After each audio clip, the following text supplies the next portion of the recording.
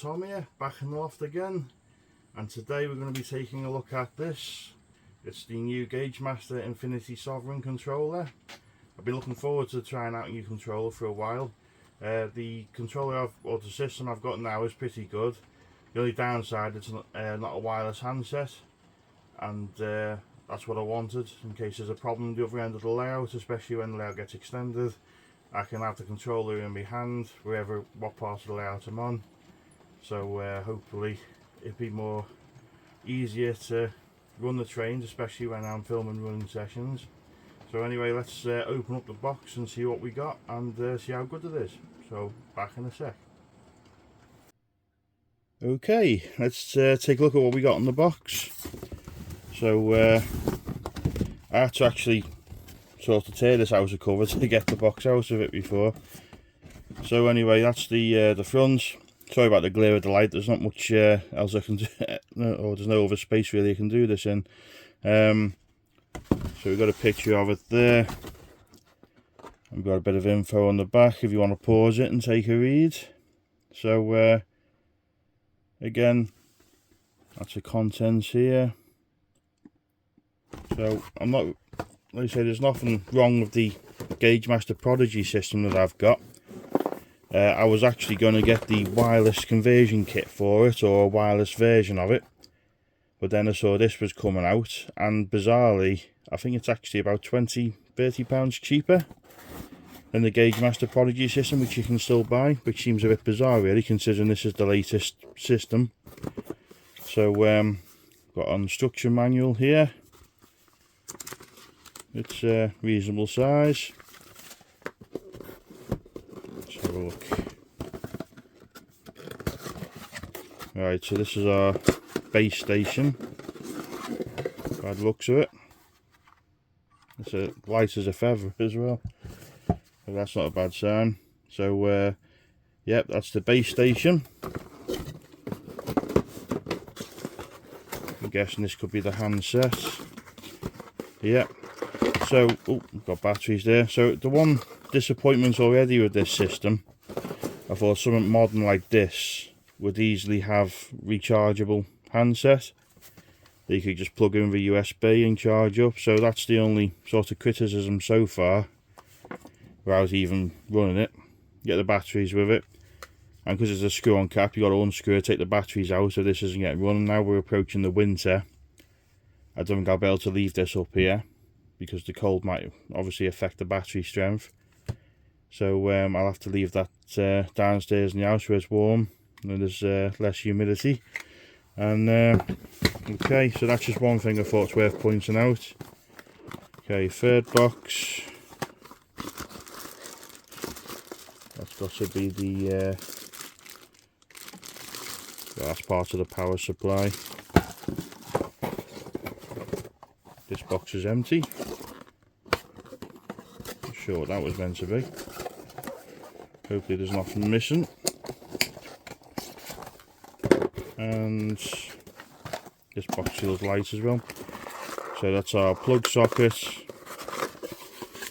and our wire connectors. They just plug into the back, I presume, like your typical Gaugemaster system. Here they are there. So they just plug into the sockets there.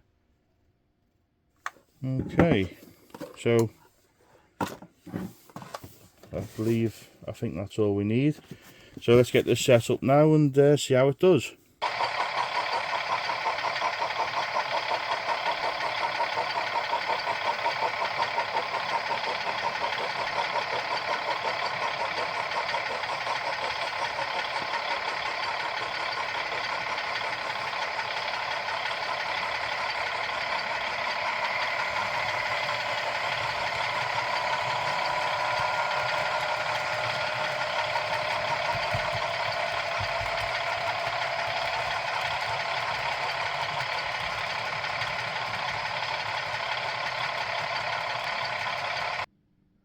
Okay, you can see this is my existing system, so the main station for the Prodigy is meant to sit there. But as you can see, I always have these wires that always seem to get tangled up. I've replaced a few of them now, so I'm limited to how far I can stretch it down the other end of the layout. So and you see the wires are pulling out there, probably more because of my impatience than anything else. But that's why I wanted a wireless system, which this will hopefully bring. So I'm going to remove the Prodigy system now and put the Infinity in position, and hopefully run some trains. Okay, so I've got the batteries in the handset. I've plugged in the base unit. You can see the green light flashing there. That's what's come on as soon as I plugged it in. And then we've got our wires connected to the track. So that's a pretty simple bit so far. So now we've got to pair the handset with the base unit. So I'll just quickly show the instructions in case anyone wants to pause and have a look for themselves. So basically it's just saying follow the instructions. So okay, so to pair your handset to the supplied base unit, plug the power in. So I've already done that. Power button on the handset, so this one, that brings the handset on. And then to put your base unit into pair mode, press and hold the large button in the centre of base unit for around 10 seconds until it starts flashing blue. So as it does this, you've got to do the other instructions. So let's hold this now for 10 seconds.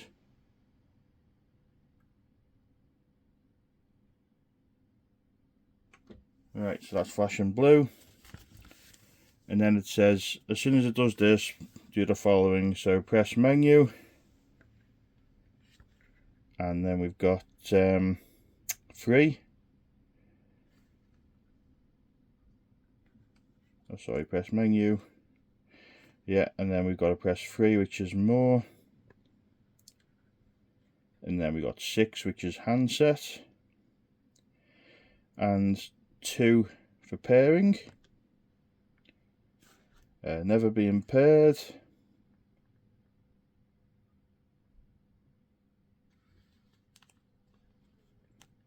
So I presume that means pair now. So it's saying saving connected, so it's paired to the base unit, and the light's back on green as mentioned. I can hear a bit of a funny noise from one of the logos. So hopefully that's nothing to worry about. So it says about wiring, I've already done that bit, so hopefully that doesn't affect it. Now it's saying about adding locos to your stack, so we can actually put 100 locos into this and out of the collection. So I haven't got 100 locos yet that are DCC fitted, so I should be able to fit all mine on. So we'll have a look at that now. Okay, so adding a loco to your stack. The first thing you're going to want to do, obviously, is add a locomotive to your stack. The Gaugemaster Infinity digital controller can store up to 100 locomotives, all of which are controlled individually as part of a consist. But these will all be stored in a library and must be imported into your stack to be able to run. So I think that's the difference between this and the Prodigy. The Prodigy, you just plug it in and you put in the number of the loco and run it. So this one actually stores them. I think it's a bit like the Ecos type system. So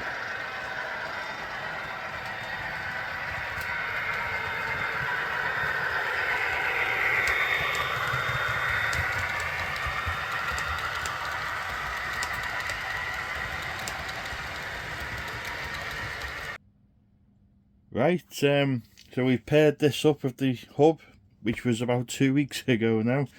Now I started quite a lengthy video on trying to do a step-by-step of setting the loco up and running it, and I managed to get 2 locos running, and ran out of time and sort of gave up. And this is the first time I've, well, basically had a bit of time to come up here really.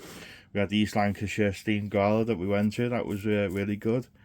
And yeah, just haven't had any time to get up here really.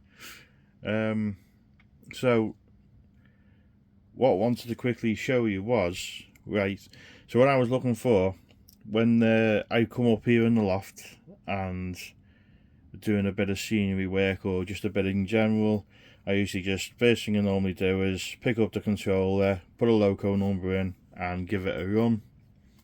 You can't do that with this at all. So the alarm bell should have rang really. in the instructions when yeah, quick start, very brief. Bad news, there is no quick start, so if you want to pause that and read of it, you can do. So I thought, oh no, but then I started reading through it. There must be a way through it. Now I knew there'd be some sort of library of this controller, so you put your locos into a library. Let's just see if we can go on there now. So as you can see, I've started making a library. So what we started off with, it'll come up with locos 3 to 9 in the library, and you just press add to run a loco. Let's see if I can zoom this in a little bit. So yeah, press add, and that would put your loco from your library into what they call a stack. So if I just press recall now, that takes us to the last loco that I added from the stack. Sorry, I know it's a bit of a pain, but I think if just keep it zoomed outwards. Right, so what you've got to do is, even if you've got 20 or 30 locos in this stack, so you start off with the 57. If I want to go back to the 150 or the class 31, I've got to keep pressing recall and go through all the numbers till I come back to 150, and then the 05, and then the 31. So firstly, if I've got a derailment and I want to stop the loco, so as you can press stop for everything, but normally I just want to stop this loco, I'd quickly go beep beep beep and put the loco number back in, and that's it, job done. But with this you can't.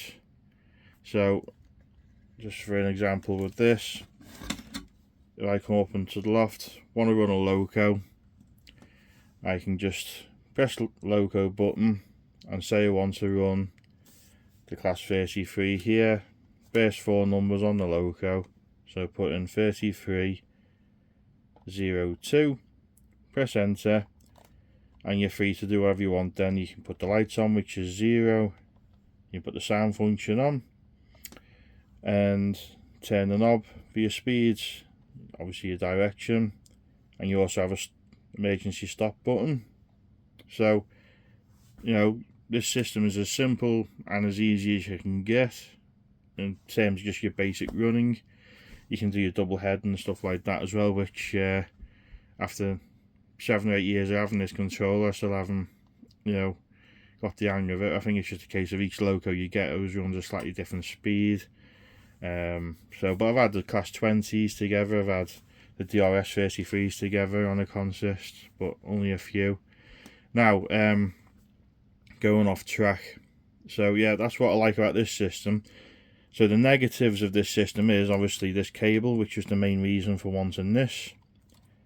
They do a wireless conversion or wireless system, which I think just has a 6-inch cable sticking out of it from what I've seen in pictures. But they never seem to be in stock or never seem to be available, and they're really, really expensive. I think it's over £200 just for a conversion kit. So, but if it was worked, we will be willing to pay for it. So, but the other thing as well is the functions. So you can get functions 0 to 9. So that's 9. So any further, you got to press shift down here, and the most you can go up to where you can see the number on the screen is 12. So you can see it appear there. You press shift again and the number to get rid of it. But if you want to put, say, number 19 or 20 in, you press shift, put the number in again, but it won't appear on here. So you've got to remember you've got that function turned on and turn it off. They're the only 2 negatives from this controller. Now I know this is supposed to be more advanced, and obviously you're building up a database of locomotives, a library, but I think, you know, because I know all my locos off by heart, I imagine a lot of people do as well.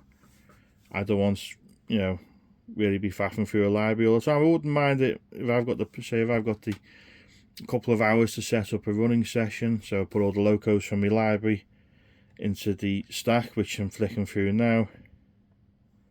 Or if you're running the same locos all the time, or if you've only got half a dozen locos, that's fine. But if you've got 70 odd locos or more, like I have, it becomes a bit more hassle, I think. But again, I'm sure people prefer this method. I can see why people would, but me personally, being a bit impatient, and like I say, I know the numbers of all my locos. If something goes wrong, I can quickly put that number in or press recall, and that loco will come back on. So, but anyway, so to run a loco now, like I say, we press through recall. So we've got the class 05 up here, so that's on there now. So you can just press, let's just try a function for instance, and then start it up. Again, I'm still getting used to the speed functions on this as well, because they seem to be twice as, like 17 on this controller would be about 10 on the Prodigy for some reason. But just turn that back off again. Right, so menu, and so we want to add a new loco. So we've got the 33 in front of us now, so we basically press 3, which is more, and edit locos, select, and you can add another loco, but let's just say for argument's sake I've not done loco 6 yet, so let's press edit, and speed 128, address, select, press 0 to set it to nothing, and then we've got 3302, I think this one's set at 302. No, it's not letting me put that in for some reason. 3302.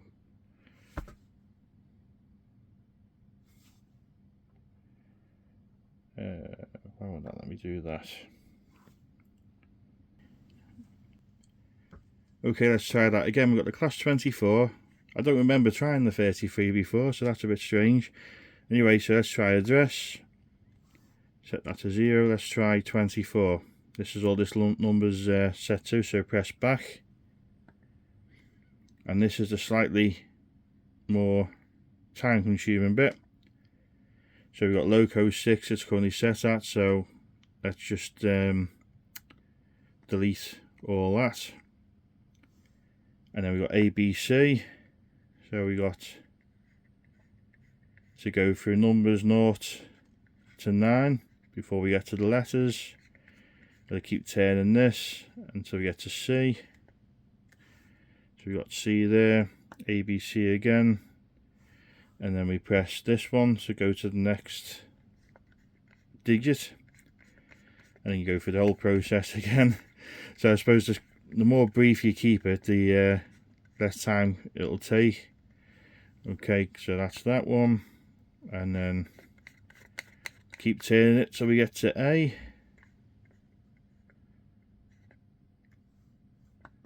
So yeah, you can see how it's a bit of a lengthy process. I mean, to be honest, if you could have a quick setting on this, it wouldn't bother me doing all this eventually, and doing a few consists, well, a few locos in the stack when I've got time to do so.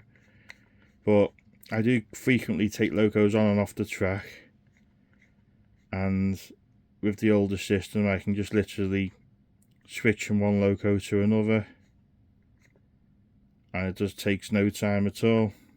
So I suppose that's what I'm used to, and that's currently what I prefer. But I have trying to give this a fair chance to see if I get used to it or not. Right, so that's that then. So we've got name on the controller, class 24, address 24. So press save, and then so we go recall. So we go into our menu now, loco, hopefully it'll be on here.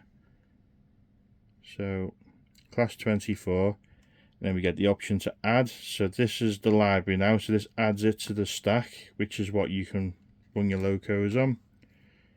So let's just press 1 to bring the sound on, see if that works. Yeah.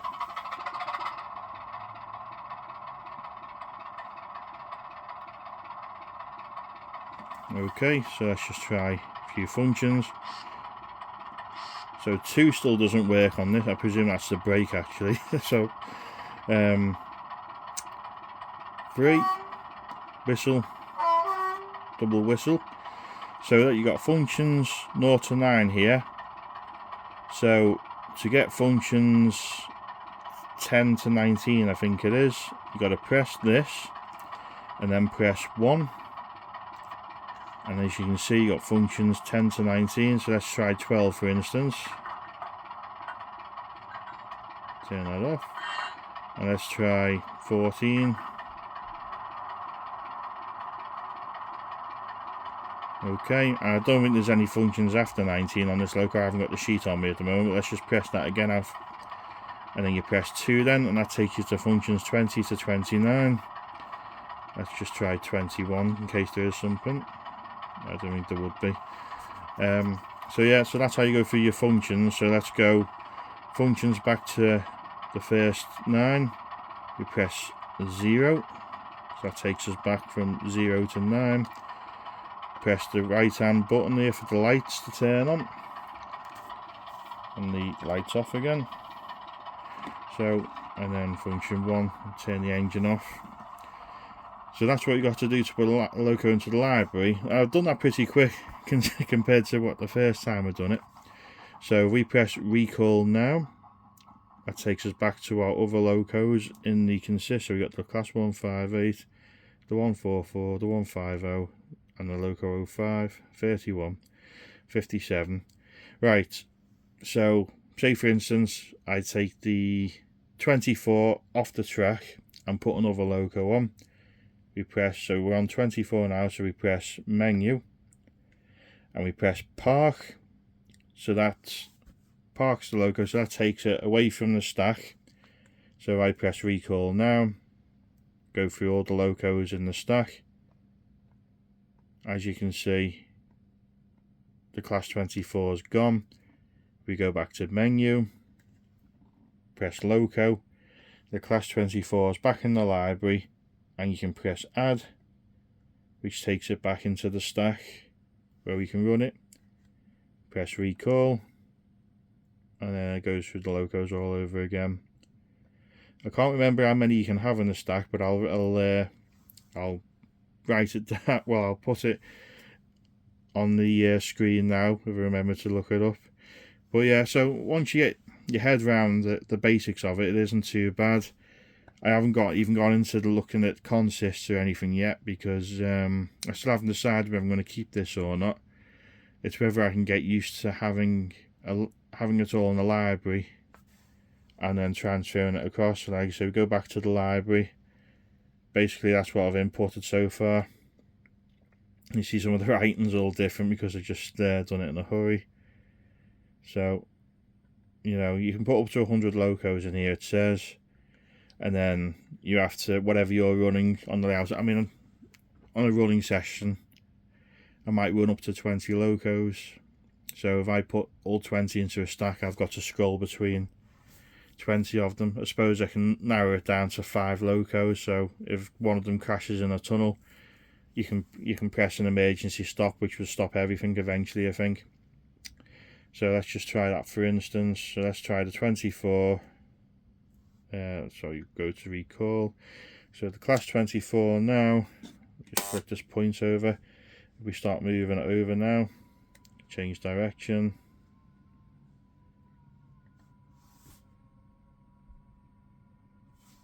Just get a bit of speed. And let's press stop and see what happens. So that immediately stops that. I think if you press the stop button again, that probably stops everything on the track. So but I'll double check that, and if it's any difference, I'll put the comments in the screen. But yeah, so that's the very basics of the Gaugemaster Infinity digital control system. Like I say, if I want to play a bit more of this, I'll maybe do another video and I'll put it in the next layout update. But for now, I want everyone's opinion who watch my videos, and also if they've got this system as well. It's worth mentioning that it does say you can basically add this to gauge. I think it's, you register this unit and you can update it in the future, so you have got a USB port for it. And other features you can do, again, I'm not interested in having a look just yet, but you can basically have a fuel gauge on a loco. So in fact, we'll just have a little, we go onto loco settings again, so menu, 3 again, edit locos. So let's say edit the class 24. So we've got the loco, we've got the decoder number, we've got the speed settings, so you can select 1428, 128 functions, and then you got a fuel sim. So basically you can run your locos on like a fuel tank, like they would in real life, and the fuel tank runs out after 20 minutes or so. I've got it switched off because that doesn't really interest me, to be honest. So you got tank size 20 minutes. So if you turn the fuel system on, and you can add how long the loco can run for before it needs fuel. It's a nice little, well, it's a bit of a gimmick. Like I say, it's not really for me. And then you got drive or yard mode, which I presume yard mode's going really slow. And then you obviously got consist, which I'm not going into just yet. So you have got more features on this. Thought it was worth mentioning. And but yeah, you can actually download this instruction manual as well. So if you're not sure about buying this, so you can actually download this and read it thoroughly all the way through. I mean, to be honest, I've got a little interest in reading instructions until I've got the product in my hand, because I find it easier to learn how to use it basically by having it. But I'm sure with people who are better with instructions than me will be fine. So you can set clock settings, you can do you can do a fair bit more editing. You got your accessories here.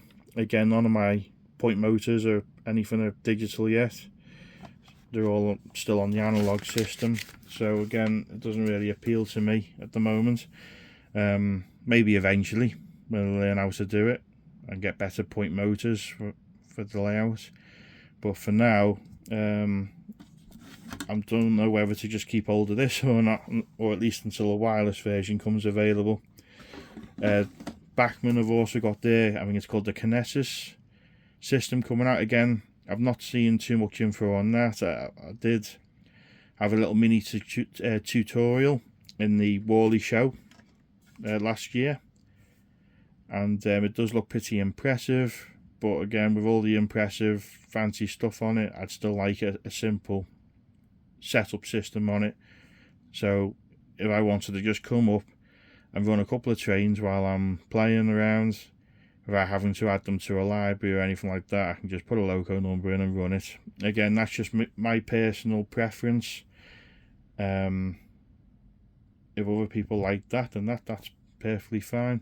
I can see why people would like this system, to be honest, so I'm not going to turn around and say it's a rubbish system. And I don't know anywhere near enough of it yet to judge it too much. But for me personally, I'm not sold on this yet. And like I say, one of the earlier disappointments was having